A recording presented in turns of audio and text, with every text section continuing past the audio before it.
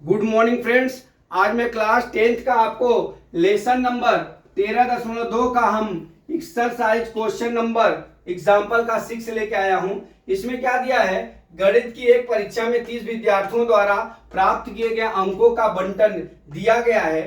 इन आंकड़ों का बहुलक ज्ञात कीजिए, साथ ही बहुलक और माध्य की तुलना कीजिए 193 और इनका व्याख्या कीजिए। तो मैं आपको बताऊं 193 पेज पे हमने इसका माध्य आपको निकाल के दिखाया हुआ है, ठीक है। तो भी मैं एक बार इसका माध्य आपको यहाँ पे शॉर्टकट में निकाल के दिखा देता हूँ, ठीक है। तो यहाँ पे क्या हो जाएगा, यहाँ पे वर्ग अंतराल इतना दिया, 10 से 25 से सवाल दिया है, 25 से 40 में 3, 40 से 55 में 7, 55 से 70 में 6 और 70 से 80 में 6 और 85 से 100 में 6 दिया, ठीक है। तो अब हमारे 30 विद्यार्थी हैं, ये जोड़ लिया 30 हो गया। अब यहाँ पे एक्साई निकालना है तो L1 प्लस L2 बटा 2 कर देंगे, L1 प्लस L2 बटा 2 कर देंगे, L1 प्लस L2 बटा 2 कर देंगे, L1 प्लस L2 बटा 2 कर देंगे, तो हमारा एक्साई का मान निकल जाएगा, ठीक है।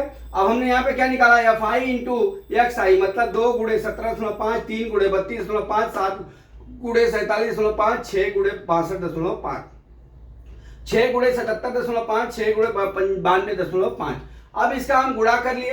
अब गुणा करने के बाद जोड़ देंगे, तो हमारा एक शॉर्टकट सूत्र होता है x बार बराबर सिग्मा FI XI बटा कितना होता है, सिग्मा FI होता है, ठीक है। ये FI है, ये मत समझ लेना, ये FI, ठीक है। अब हमारा कितना हो गया, 1860 हो गया, 1860 बटा सिग्मा FI कितना हो गया हमारा 30 हो गया, बराबर है कितना हो गया 62 हो गया। यक्स बार का मान कितना हो गया 62 हो गया, ठीक है। अब हमारा बहुलक ज्ञात करना, क्या ज्ञात करना है, तो बहुलक का सूत्र होता है दोस्तों हमारा क्या होता है, यम बराबर L1 plus F1 minus F0 divide by 2F1 minus F0 minus F2 into क्या होता है हमारा H होता है, ठीक है। अब यहां पे देख लीजिए, ये जो बारंबारता है ना, सब इसमें जो सबसे बड़ी संख्या है वो हमारा F1 हो जाएगा, और जो सबसे छोटी संख्या है अरे उसके ऊपर की F0 हो जाएगा और उसके नीचे की F2 हो जाएगा। तो मैं लिख लेता हूं L1 बराबर हमारा 40 हो गया, ठीक है। अब यहाँ पे हमारा F1 बराबर हमारा 7 हो गया, ठीक है, और F0 बराबर हमारा कितना हो गया 3 हो गया, F2 बराबर कितना हो गया 6 हो गया, ठीक है, और H बराबर कितना हो गया हमारा 15। इस तरह ही लिखना लाइन से, नहीं तो आप साइड साइड में लिखोगे तो सवाल गलत हो जाएगा। तो अब हमारा यम बराबर कितना हो जाएगा 40 प्लस बराबर F1 7 minus 3 divide by 2 into 7 minus F0 3 minus F2 कितना हो गया 6 इंटू कितना हो गया 15 हो गया, ठीक है, 15 हो गया।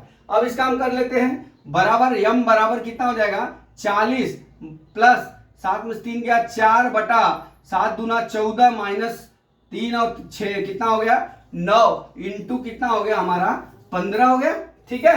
अब हम चलते हैं, यम बराबर 40 प्लस 4 बटा कितना हो गया 5 गुणे कितना हो गया 15, 5 या 15, तो यम बराबर 40 प्लस कितना हो गया 12 हो गया, ठीक है। अब 40 में 12 जोड़ेंगे तो कितना हो गया हमारा यम बराबर 52 हो गया, ठीक है। इस तरह से हमारा यम का मान कितना आ गया 52 हो गया, और एक्स बार का मान कितना हो गया 62 हो गया, ठीक है। तो हम इसका क्या क्या करना है, माध्य की तुलना कीजिए और इनकी व्याख्या कीजिए, ठीक है।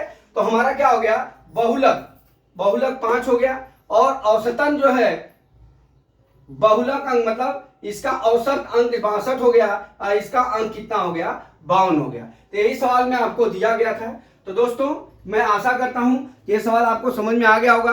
अगला सवाल मैं कल फिर लेके आता हूं। जय मां सरस्वती, जय भारत माता, जय जवान, जय किसान।